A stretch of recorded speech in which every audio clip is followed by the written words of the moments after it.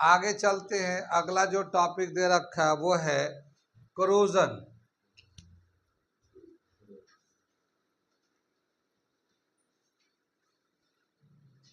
ठीक है ना। क्रोजन भी ऐसे ही है जैसे कि किसी केमिकल का, किसी मेटल का किसी के साथ रिएक्ट हो जाता है, और जैसे आयरन रिएक्ट करके रस्ट बनाता है, ठीक इसी तरह से बहुत सारे एलिमेंट अलग अलग कंपाउंड से रिएक्ट करके या मेटल से या नॉन मेटल से रिएक्ट करके कंपाउंड बनाते हैं, वो क्रोजन कहलाता है। क्रोजन एक प्रोसेस है जस्ट लाइक रस्टिंग। ठीक है। तो क्या दे रखा है, अगर सिल्वर जो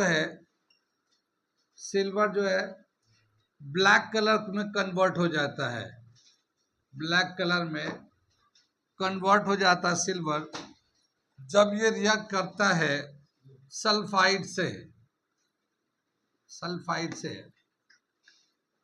सिल्वर जो है सल्फाइड से रिएक्ट करता है तो ये ब्लैक कलर का सिल्वर सल्फाइड बनाता, ब्लैक सिल्वर सल्फाइड।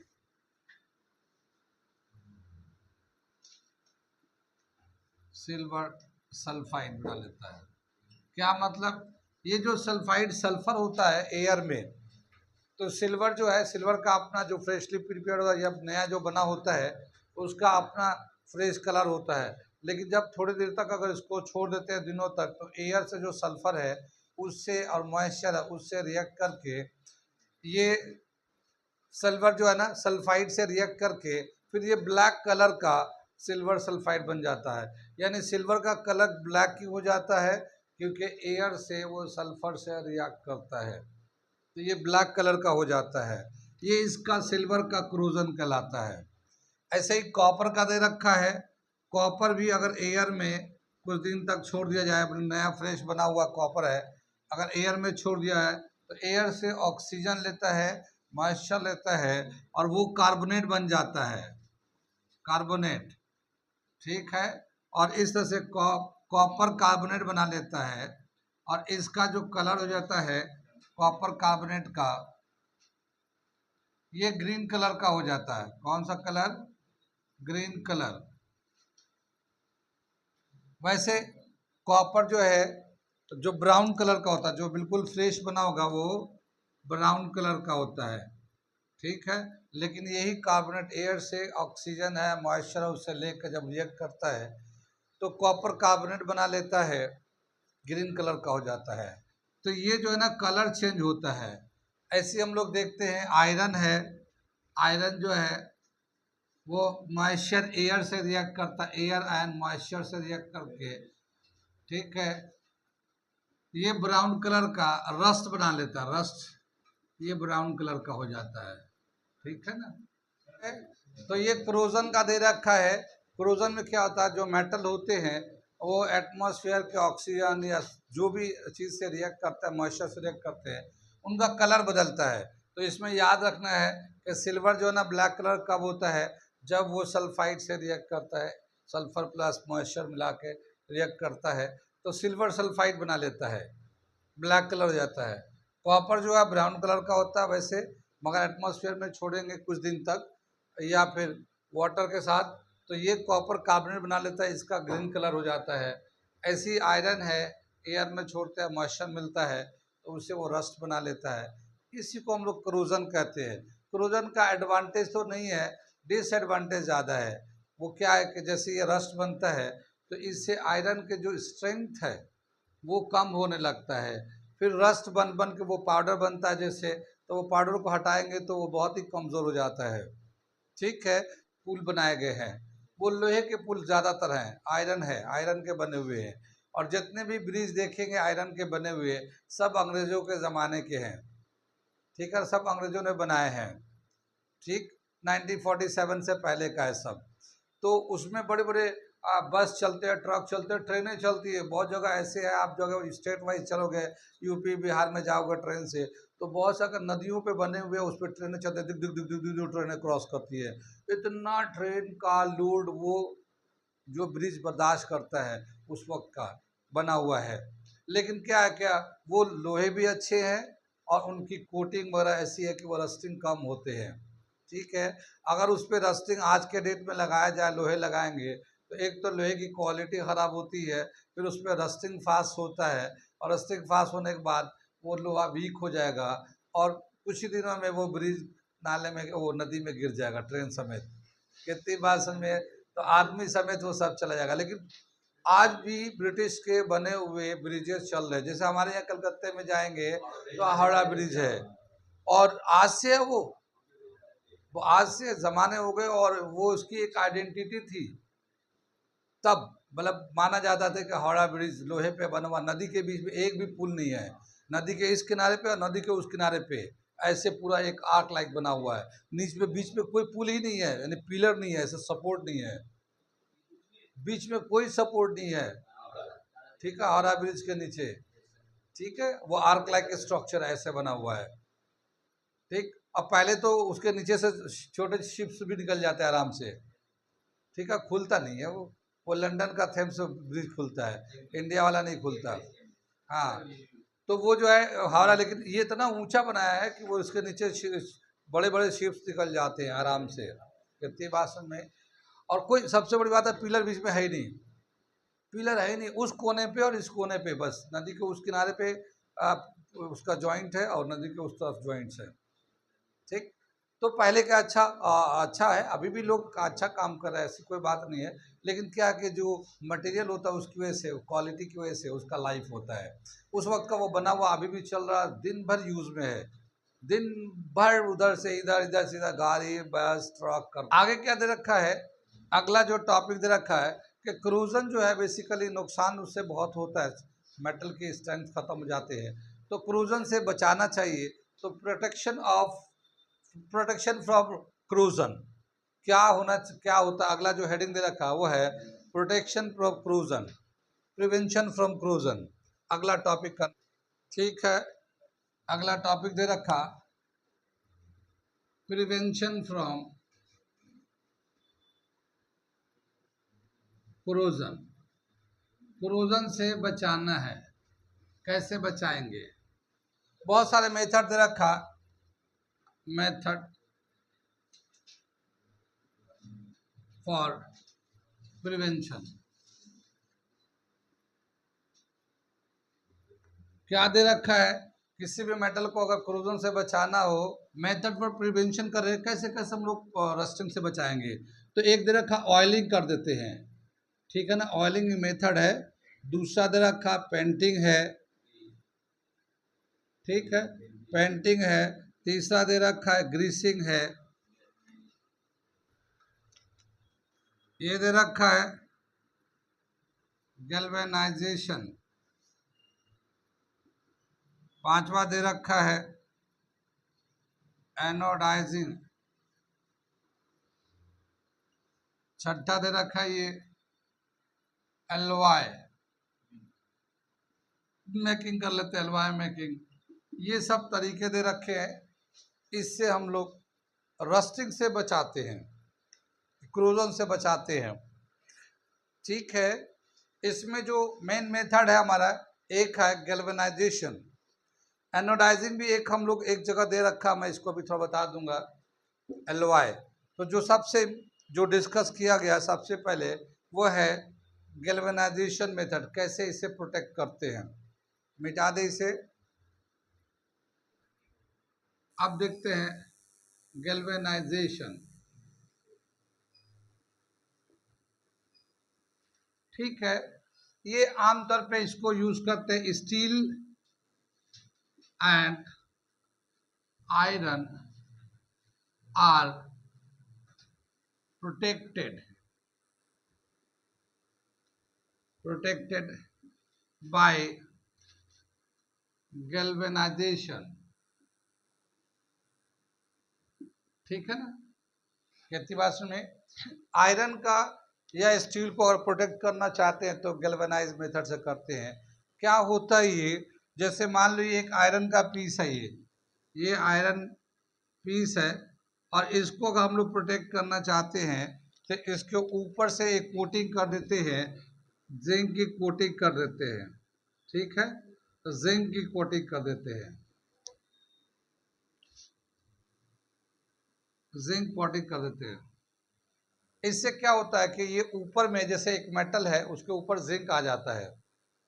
जिंक आने के बाद जिंक जो है ना आयरन से ज्यादा रिएक्टिव होता है। अगर रिएक्टिविटी सीरीज में देखेंगे तो जिंक ऊपर आता है, आयरन नीचे आता है। तो जिंक जो है ना मोर रिएक्टिव है। तो जैसे मॉइस्चर आता है या फिर ऑक्सीजन है या कोई और एयर के कंपोनेंट है उससे, तो जिंक पहले रिएक्ट कर जाएगा, ठीक है, और आयरन को रिएक्ट नहीं करने देगा। तो आयरन सेफ रहेगा, जिंक का ही कंपाउंड बनता रहेगा और वो आयरन जो है अंदर में बिल्कुल सेफ रहेगा और इस तरह से आयरन की सेफ प्रोटेक्शन होता रहेगा, ठीक है। तो यहाँ पे 2 पॉइंट लिख लेते हैं। जिंक इज मोर रिएक्टिव, ठीक है, देन आयरन, ठीक है, इसलिए जिंक का यूज करते हम लोग, ठीक है। जिंक का यूज क्यों करते हैं और कोई दूसरा क्यों नहीं लेते? क्योंकि जिंक जो है ना आयरन से ज्यादा रिएक्टिव है, इसलिए जो भी कंपोनेंट एयर है, ऑक्सीजन है, वाटर है, उन सब से पहले जिंक रिएक्ट कर जाएगा और इस तरह से आयरन को या स्टील को प्रोटेक्ट करेगा, ठीक है। तो zinc is used for galvanising, ठीक। आगे दे रखा है एलॉय मेकिंग भी बहुत इंपॉर्टेंट है। एलॉय मेकिंग भी बहुत इंपॉर्टेंट है। तो एलॉय कैसे बनाते हैं अभी बताते हैं। बताया गया जो आयरन जो है प्योर आयरन, ठीक है, प्योर आयरन सॉफ्ट होता है। अगर हीट करेंगे प्योर आयरन को तो बहुत आसानी से वो स्ट्रेच हो जाता है। तो प्योर आयरन जो है सॉफ्ट होता है। Pure iron is very soft and can be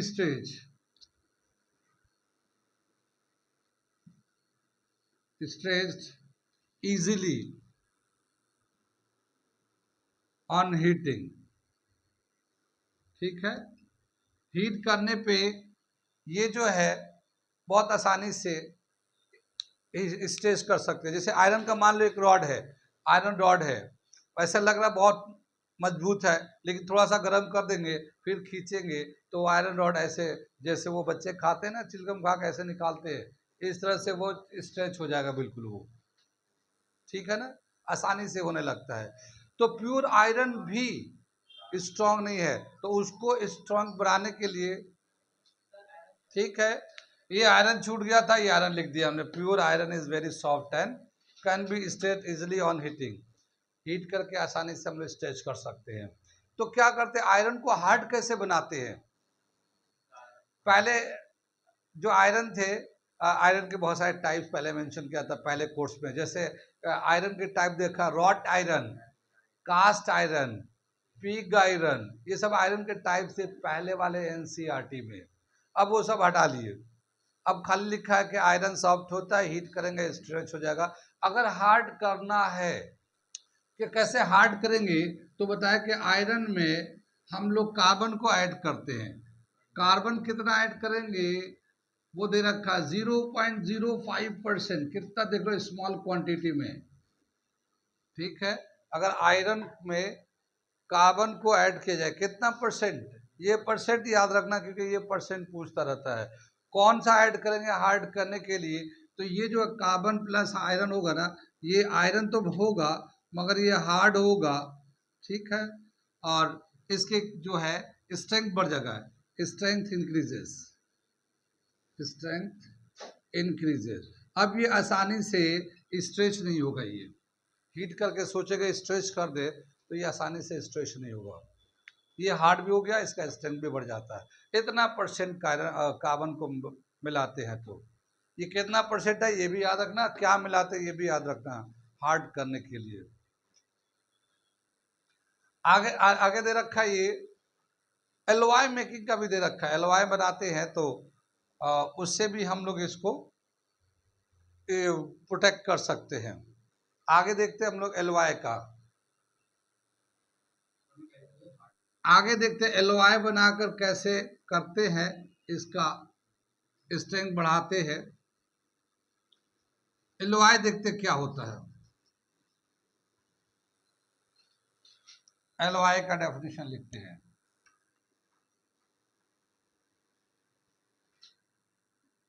क्या दे रखा है, homogeneous mixture of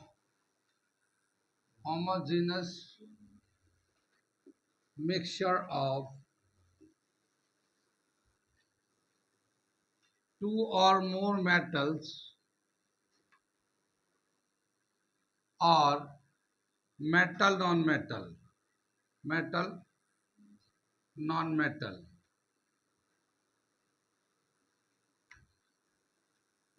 is called alloy। ठीक है ना,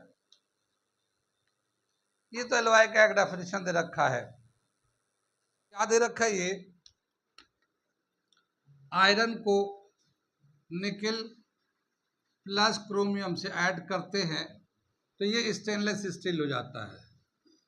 स्टेनलेस स्टील तो जानते होंगे, बहुत सारे ऐसे चीजें बना रहे हैं जिसमें स्टेन नहीं होता, यानी कि रस्ट नहीं होता। जैसे शेविंग ब्लेड आता है, देखा है, शेविंग ब्लेड आता है, वो उसमें रस्ट नहीं लगता। पानी में जैसे लोग सेब बनाते हैं, भीग जाता, फिर रख दो ऐसे ही, उसमें रस्ट नहीं लगता है, स्टेनलेस स्टील होता हो। ठीक है, ऐसे ही दे रखा है, एक कॉपर के साथ ऐड किया है जिंक को तो ये बनता है ब्रास। ऐसे ही कॉपर के साथ ऐड किया टिन को, ये टिन है, ये एसएन से दिखाते हैं, ये बनता है ब्रोंज। ठीक है, इसी तरह से दे रखा है लेड को, यानी ये लेड को टिन से मिलाते हैं हम लोग,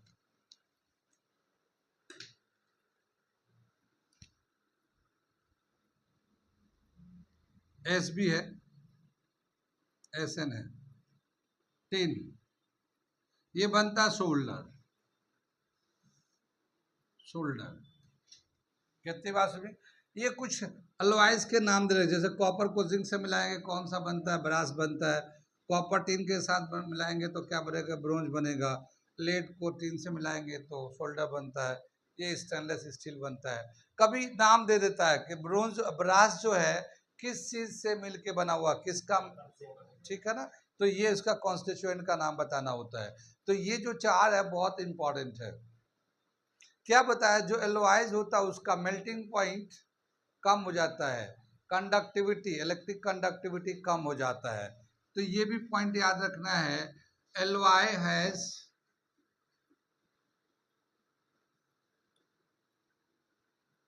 लेस कंडक्टिविटी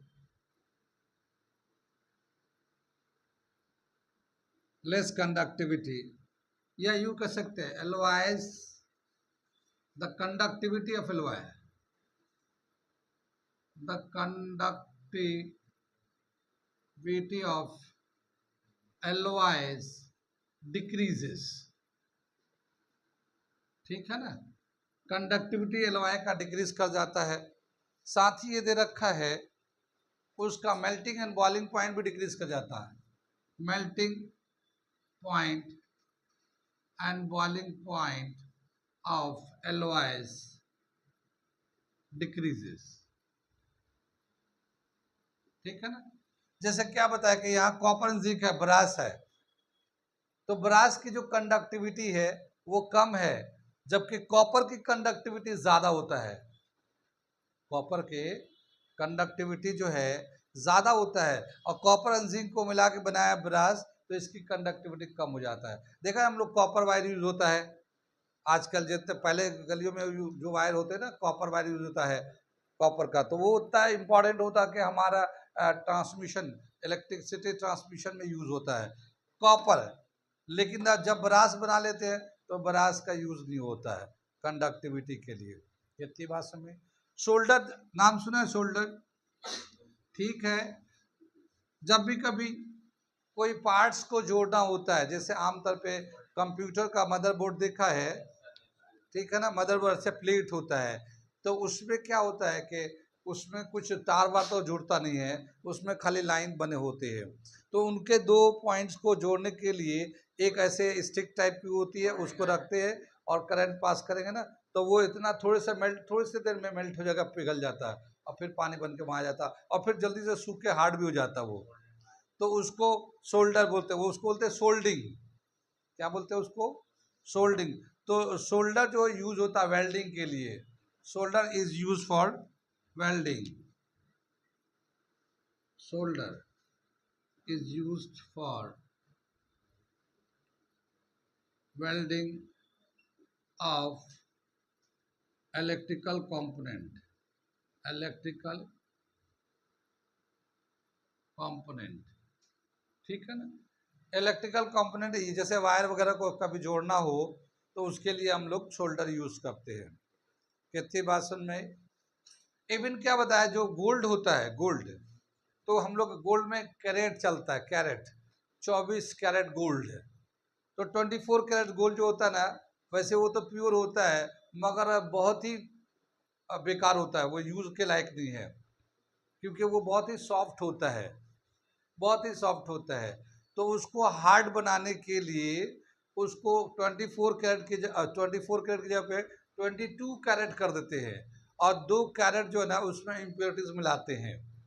किसका इम्प्योरिटीज मिलाते हैं? या तो कॉपर ऐड करिए या सिल्वर ऐड करिए। तो गोल्ड को, जो प्योर गोल्ड होता है वो उतना हार्ड नहीं होता, वो बहुत सॉफ्ट होता है, ठीक है। उसको अगर हार्ड बनाना हो या यूज के लायक बनाना हो तो 24 कैरेट गेल की जगह पे 22 कैरेट्स कर लेते हैं। 24 carat gold is very soft, ठीक है ना, very soft. To make it hard, to make it hard,